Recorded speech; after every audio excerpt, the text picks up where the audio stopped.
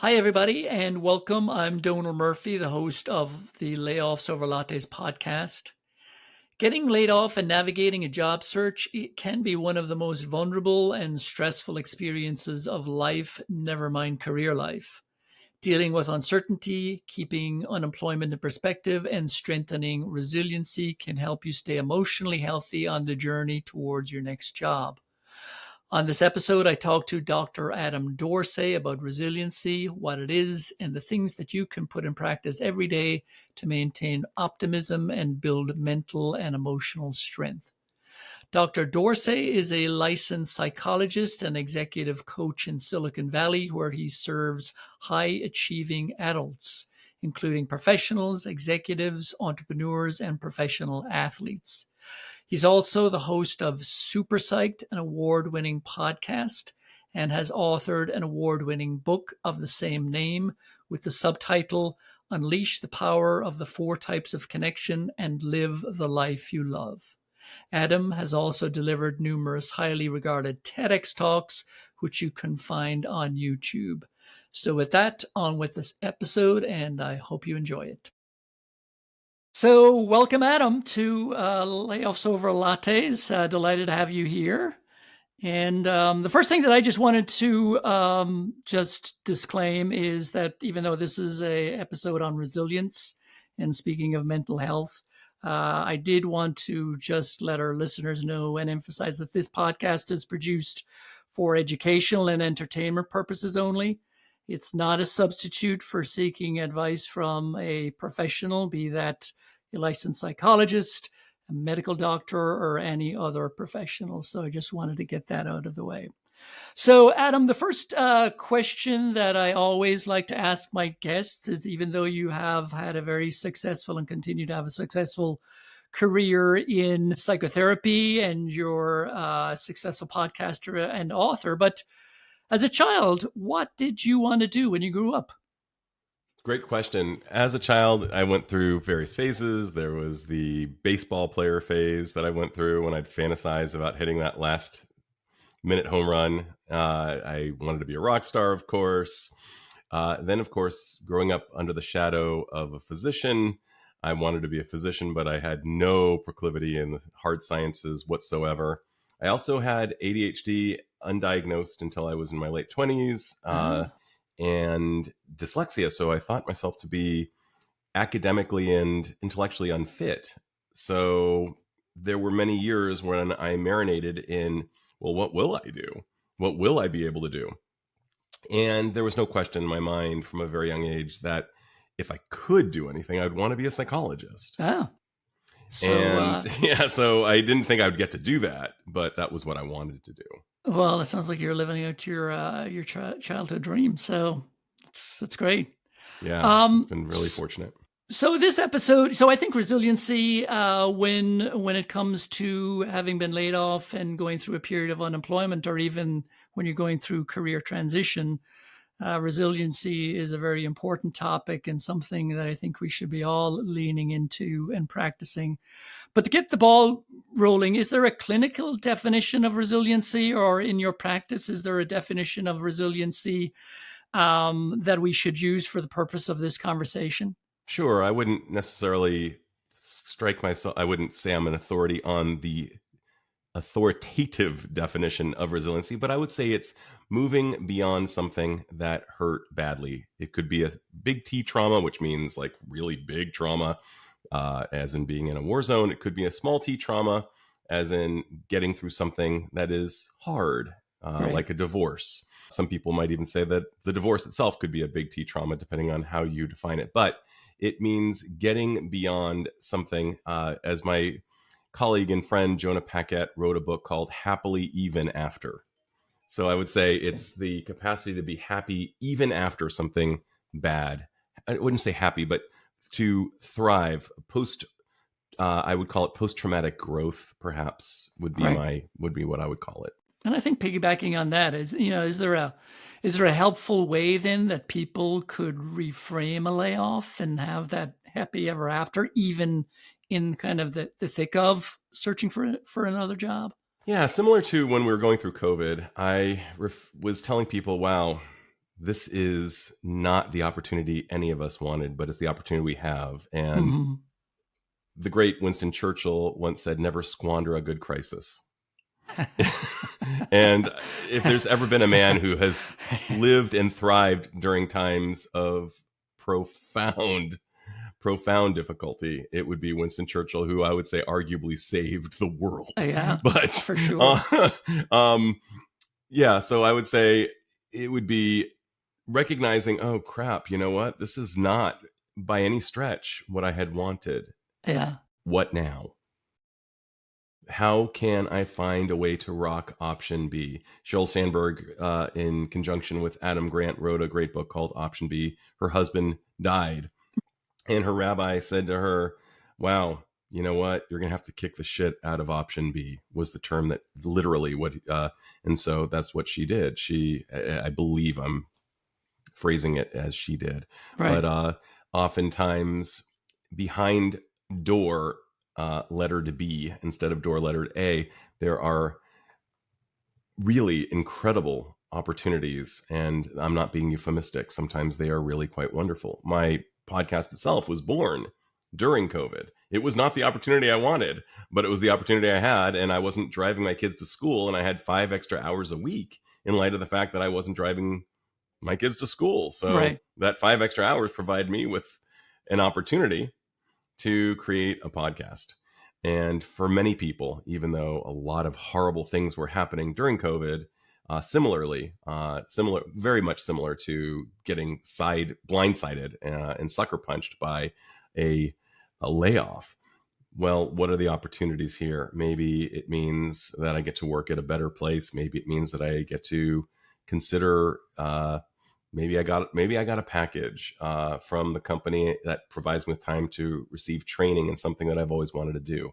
I'm not sure what it will mean, but how can you be happy even after, or how can you find meaning even after? We humans are meaning-based creatures. Michael Meade, the great Irish American storyteller. Yes, I'm pandering to to my man over here. Once said that we are not Homo sapiens, we are Homo symbolicus. We are meaning chasing creatures. And how can we find meaning in this moment? And I would say that even above happiness, if we can find a way to chase meaning as the primary target, we're more likely to find greater fulfillment in our lives. I love that. Notwithstanding, finding greater meaning in the moment, it's still pretty stressful. It's the word. Having gotten laid off, I'm currently going through finding my next gig. The emotional roller coaster of, one day it's like, this is great. The world's my oyster. Let me pick what I want. And the next moment it's, I'm never going to work again. I just have to build on that for a second. Prior to being a psychologist, I worked in the corporate sphere in the US and Japan for nearly 2 decades. I was laid off once. And one of the things that we know about layoffs is it's akin to rejection. And one of the things we also know about rejection is that if you put our brains under neuroimaging during the times of physical pain and rejection, they're very similar. Physical pain and rejection, according to the brain, are very similar phenomena. So first, there's the feeling of like, oh my gosh, I've been rejected.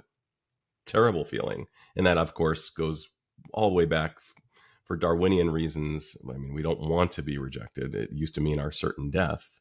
And somewhere in our nervous systems, we register as that. And second, there is this, in addition to feeling awful, we have to suddenly get creative. And it's very hard to get creative when we're feeling awful. And yet we're called to be creative. And the word vocation actually comes from the word calling. Vocation, vocal, vocatus. And so at this moment, what you were asked to do is to slow down our heart rates, to, of course, go through the grieving process. But one of the things we also know about grief is there are at least 5 known stages of grief, not necessarily sequential or linear, but it starts with denial. Oh my God, this isn't happening. Anger. Why is this happening? Bargaining. Well, what could I have done differently to avoid this from happening? depression, oh my gosh, I feel like crap and I can hardly move my feet. I'm going through molasses. And then acceptance, and not necessarily, and sometimes we bounce back and forth. But there is actually a sixth stage, and it's finding meaning after the loss. And that really ties back to everything I was saying earlier. Can you find meaning in the face of this thing that you really did not want to have happen? Mm-hmm.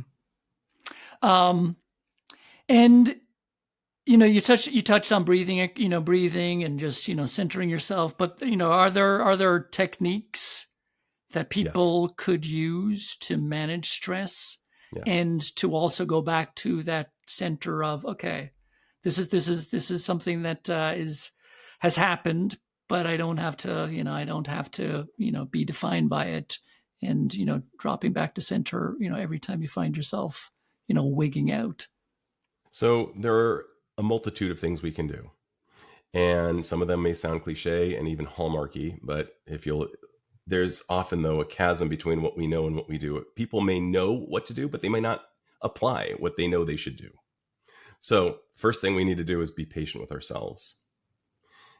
We can beat ourselves up.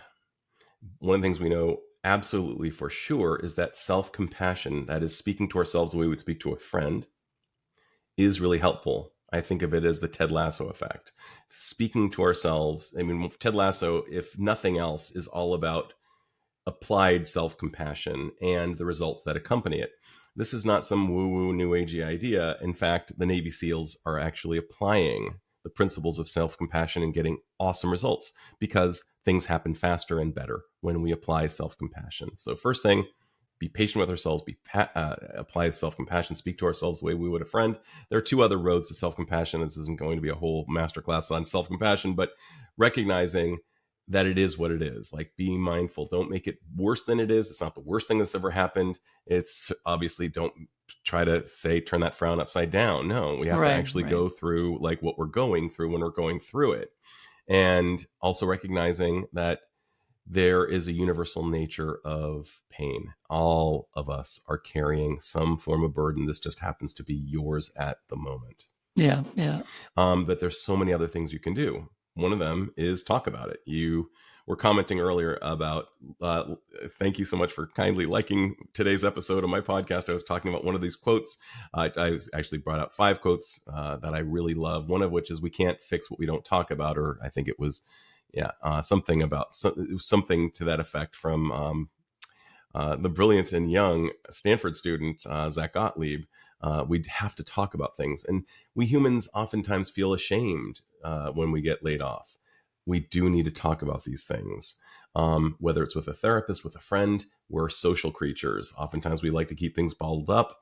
That's when it's when we can catastrophize and Mhm. say, oh my gosh, I will never find another job. That's not necessarily the case. It may take a while. It might be a slog. Our first job might not be our dream job, but we probably will find a job if we've already had a job. So there are many things we can do, including hiring a career coach, dusting out that resume, asking ourselves, how does it look? Asking a lot of people in our lives who we trust.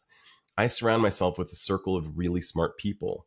I call them superheroes. Each of them has different, strengths and limitations.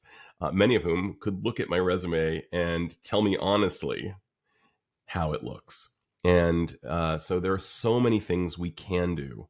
But when we are feeling depressed or anxious, we may be bereft of that creativity, and take a moment, maybe write it out. Just writing things down, journaling. Much of what we write will be trash, but there will be, but I can you can back that attest. up. Yeah, yeah.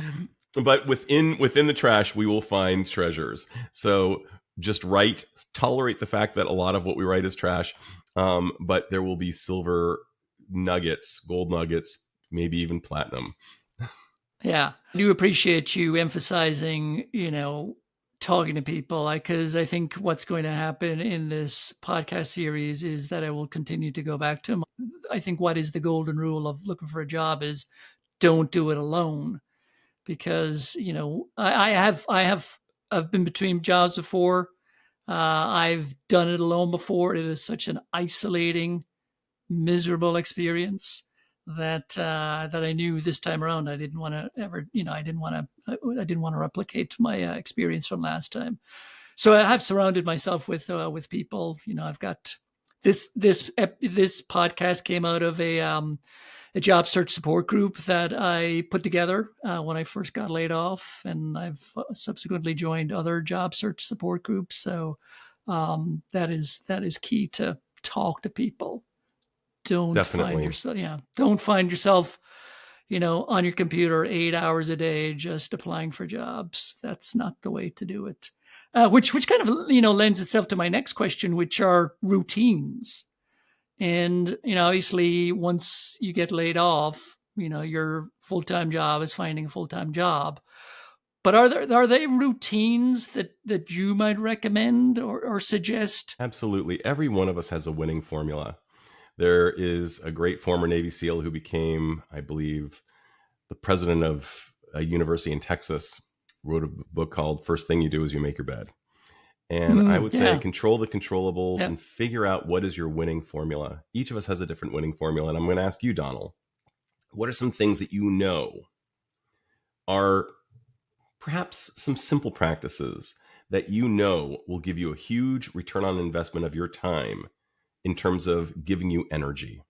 What are just two or three Yeah. things that you know for Well, sure will do that? the things that I lean on to most specifically is getting enough sleep Mm, and making sure that I get at least 7-8 hours of sleep every night.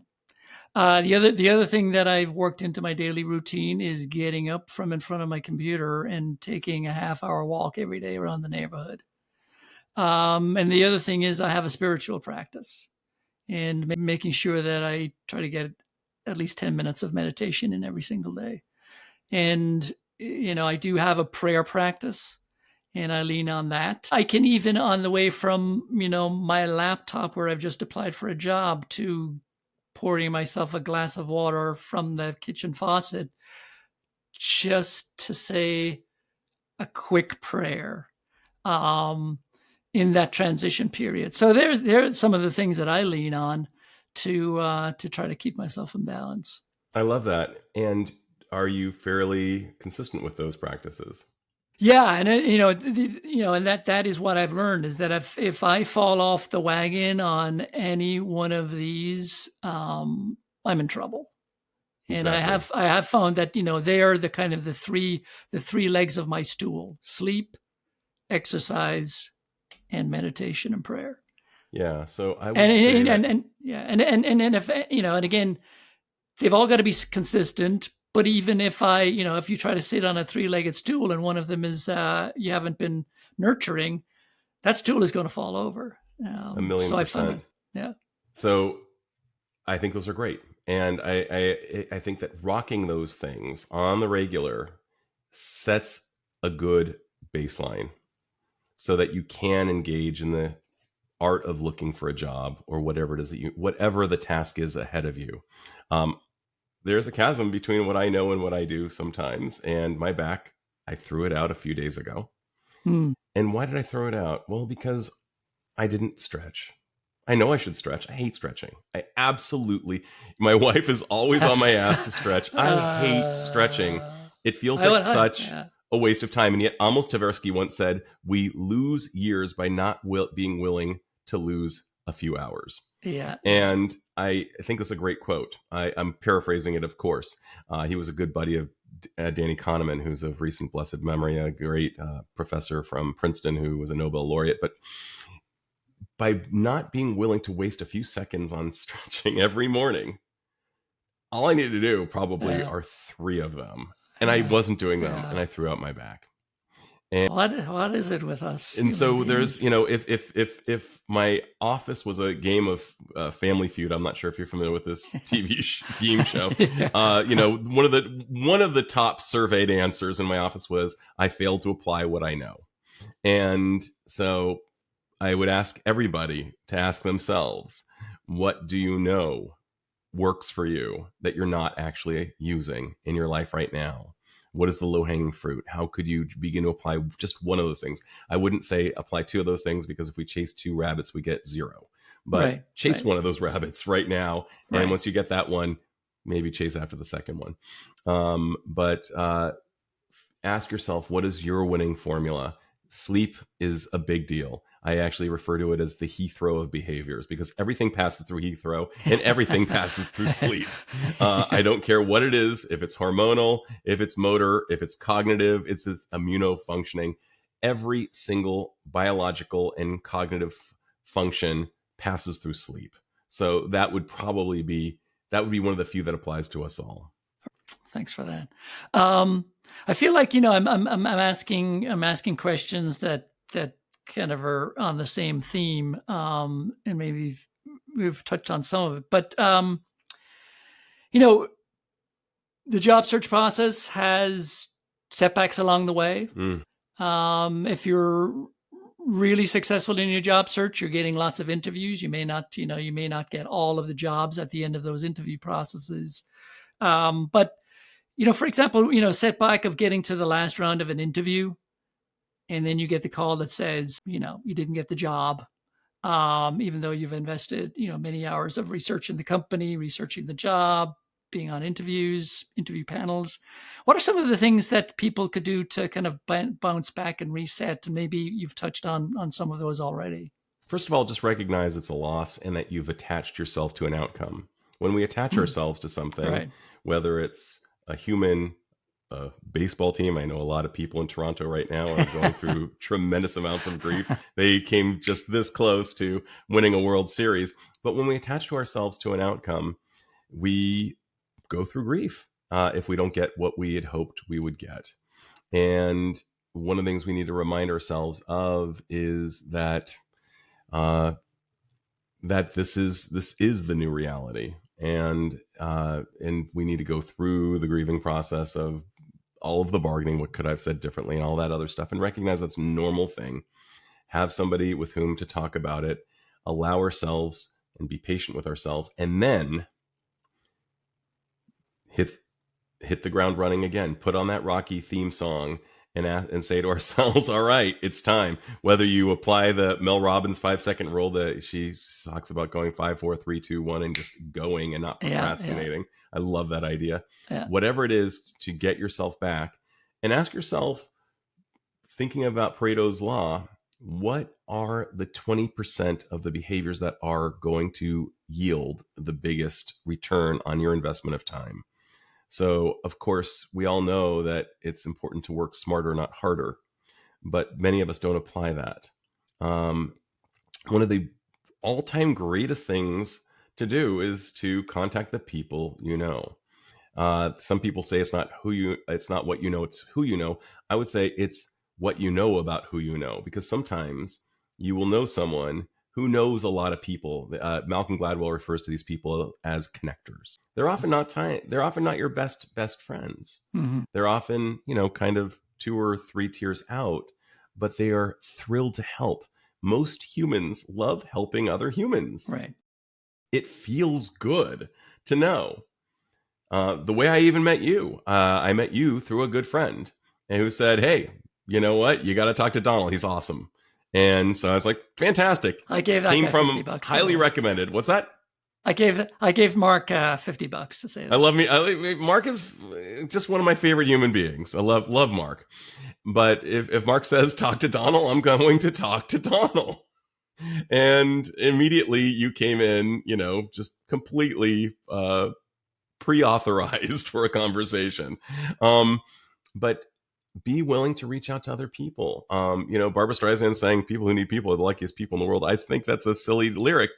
I would say people who know they need people are the luckiest people in the world, because we do. Yeah.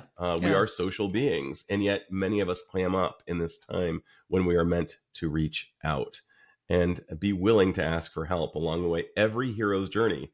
I mean, without Gandalf and Legolas and what is his name? Gimli with the hammer. And of course, Frodo. We needed all of those people. Yeah. There's an old African proverb: if you want to go fast, go alone. If you want to go far, go together. We need to bond together, and we need to reach out and ask for help. Will everybody help you out? No.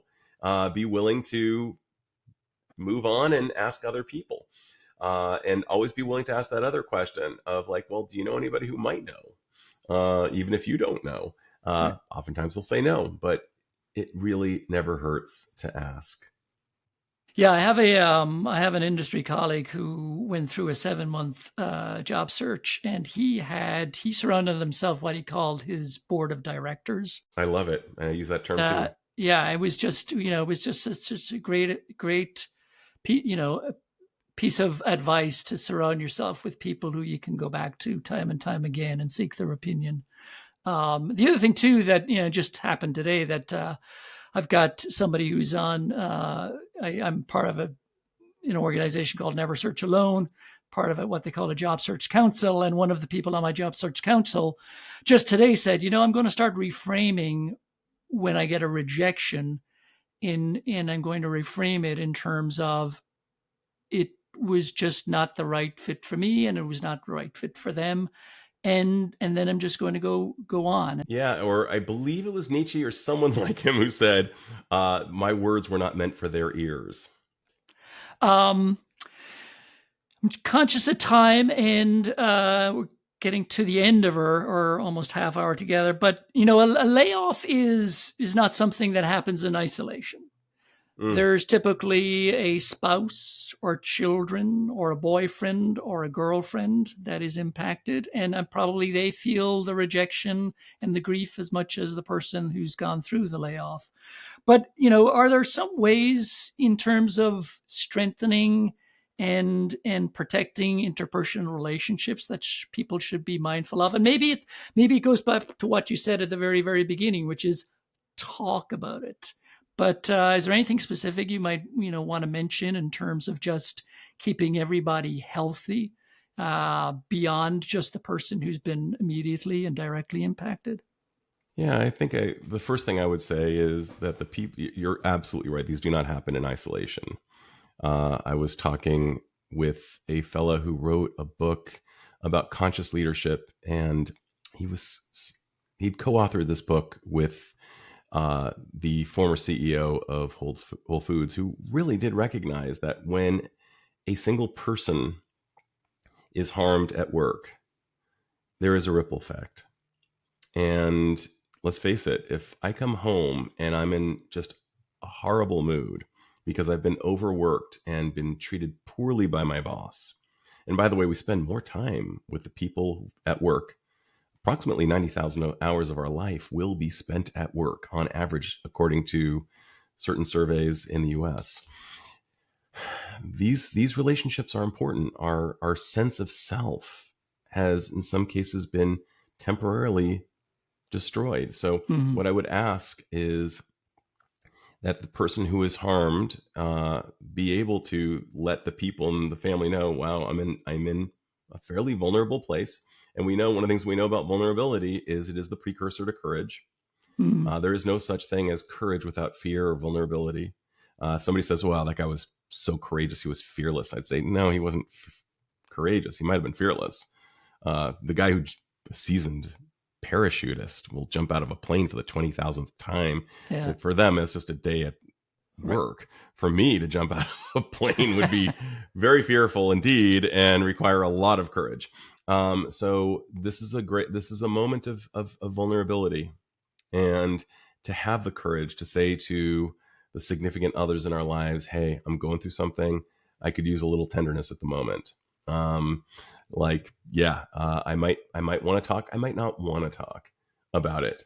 There's an old idea, not just the golden rule, but the platinum rule, not to treat others how you would want to be treated, but treat the person how you know they would want to be treated. So if you've got a super introverted spouse and you say, you got to talk about it, they might be really pissed off. All right. Right. They might not want to talk about it. So be really mindful and just simply say, I'm here, I'm available when you want to talk. Instead of, you got to talk. Or I'm available to go, let's go play some ping pong. let's move our blood a little bit. Let's do something. Let's go for a hike. You live out, I believe, somewhere on the coast. Maybe it means go catch some waves. But I would say, be really, really gentle with the person who's been harmed, and realize that this is more than a job. This is a part of their identity.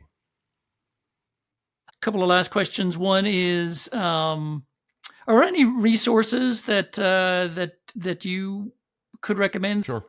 And before we even do that, I'm going to allude to something else. No, I'm going to go right into it. So some of the books would include anything by Brene Brown. I just love her. She's great. Her stuff just really works. She talks a lot about vulnerability and shame. There's a lot of vulnerability and shame. The thing I wanted to mention was, oftentimes when people describe their work, they say, I am a blank. I am a sales rep. I am a physician. I am a contractor. I would recommend instead, linguistically and neuro-linguistically, to say, I work as a blank.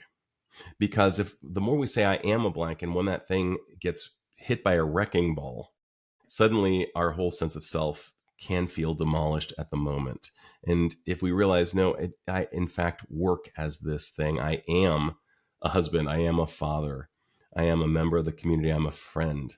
These are the things I am. These are the permanent things. These are the eulogy values. These are the eulogy virtues that Arthur C. Brooks talks about over at Harvard versus the resume virtues. So extricate yourself from the notion that you are a thing, because you could just as easily. I was a corporate guy for a long time in the US and Japan. Now I am a psychologist, but I would say I work as a psychologist, even though it does feel like it's an integral part of my identity. It's generally a better practice to say I work as a thing. Some other books to consider. I just absolutely adore the book Think Again by Adam Grant. I know it doesn't directly relate to job search or something like that, but it really causes us to think like scientists. And during this time, I think that thinking is a very important function, and the ability to think very well. Yeah. And this book offers practices that can help people think better. It's the only book I ever read twice in 1 month. I literally read it twice in 1 month because I wanted to encode Adam Grant's words into my brain because they were so good. But I would also watch biographies of people. Any biography will show people going through something hard. Right. There is no such thing as a biography where everything goes easily. Watch or read biographies and learn from people who've gone through a thing and how they got through the thing. That is fantastic. And the last question: how can people find you? I know that you've written a great book. You've got a fantastic podcast that I listen to.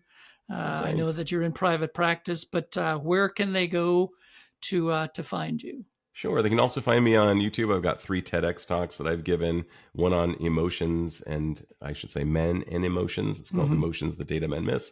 One on friendship and adulthood, very important topic.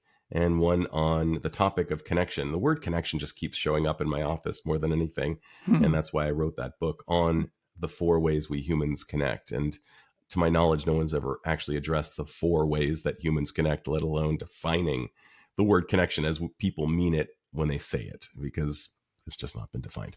Anyhow, how can they find me? I'm at dradamdorsay.com, DradamDorsay, like the museum in France, .com. And my private practice is in Willow Glen, which is a neighborhood in San Jose, California, the heart of Silicon Valley. And I'm easily findable. So Google Adam Dorsay and you'll find me. Great. Well, Adam, I can't thank you enough for coming on and spending time with me and sharing your expertise with our listenership. And we will have that pint of Guinness. I look forward to it. And by the way, I just Giovanotti, my favorite singer in the world from Italy, has been looking at you as well. His face is right under mine. So just wanted to give a shout out to Giovanotti, who's been at least in the video frame for this interview. I was wondering. Well, thank you so much, Adam, and we'll talk soon. Donald, so great to finally see the face behind the voice. See ya.